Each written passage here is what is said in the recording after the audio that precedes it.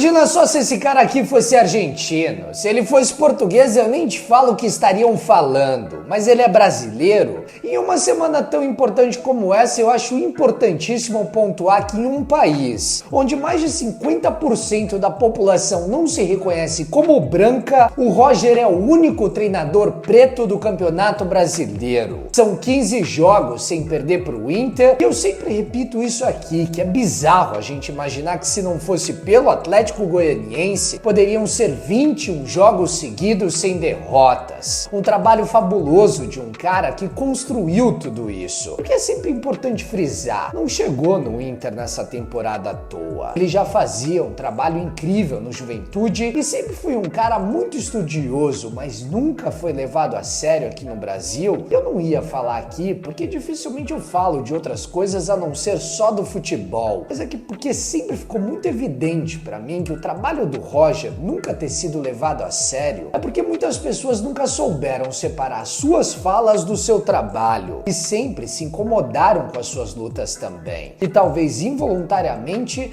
a gente vai caindo no efeito manada que a gente percebe que muitas vezes tem a ver com isso mesmo. O trabalho do Roger melhorou e hoje vive o seu auge, isso é inegável. Porém os números no futebol eles muitas vezes enganam, mas dificilmente mentem. Ao longo da carreira foram 410 jogos como treinador, com apenas 108 derrotas. Mesmo tendo nesse bolo aí Novo Hamburgo e um Juventude jogando essa temporada dificílima no futebol brasileiro. Uma derrota apenas a cada 4 jogos, quase de média. Próximo da sua vitória de número 200 na carreira. Roger tem uma média incrível de quase 50% de triunfos. A cada 2 jogos ele vence um, mas apenas a cada 4 ele perde um. Pelo Inter é melhor ainda essa média. A cada 10 jogos ele perde um. E se continuar assim, a média vai subir ainda mais e ele vai acabar brigando pelo título nessa temporada ainda. Porque simplesmente, desde quando ele assumiu o comando do Colorado, o Inter se tornou o primeiro time em vitórias, o primeiro em pontos conquistados,